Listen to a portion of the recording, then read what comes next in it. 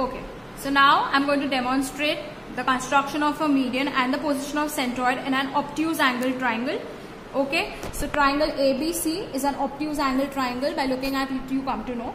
So let's get started. Again, we're going to draw a perpendicular bisector on BC to understand where is the midpoint. So again, I place my compass on B. I'll take more than half.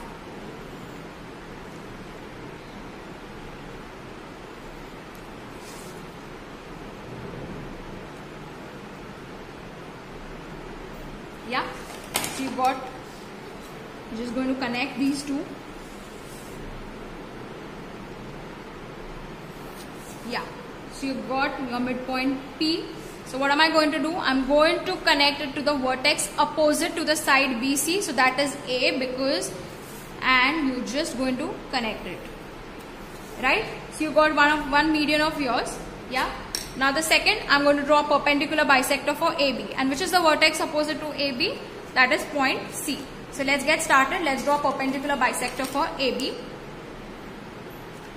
Again, more than half.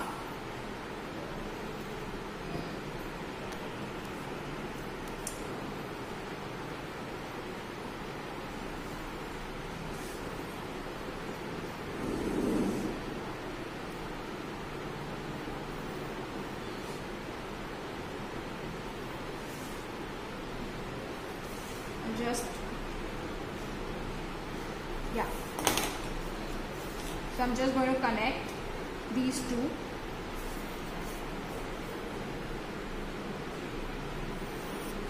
Yeah, so I just got my midpoint, that is Q, and I'm going to connect C and Q to get another median. Yeah, and lastly the third side, which is AC, I'm going to go draw a perpendicular bisector for AC as well. Again, I place my compass on point A, more than half.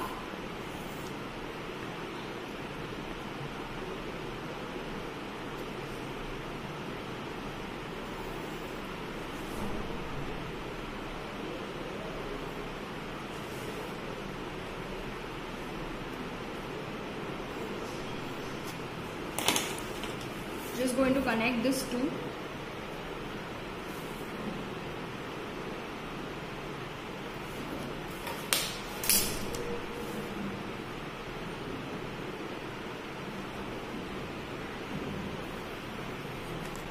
So you connected this two.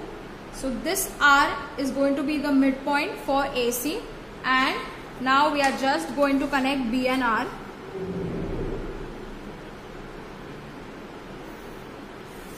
Just to highlight all the three medians.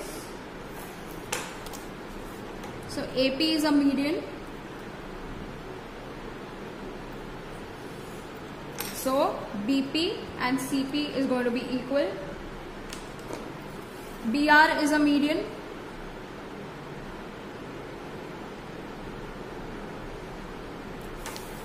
So AR and CR is going to be equal. And lastly, CQ is a median.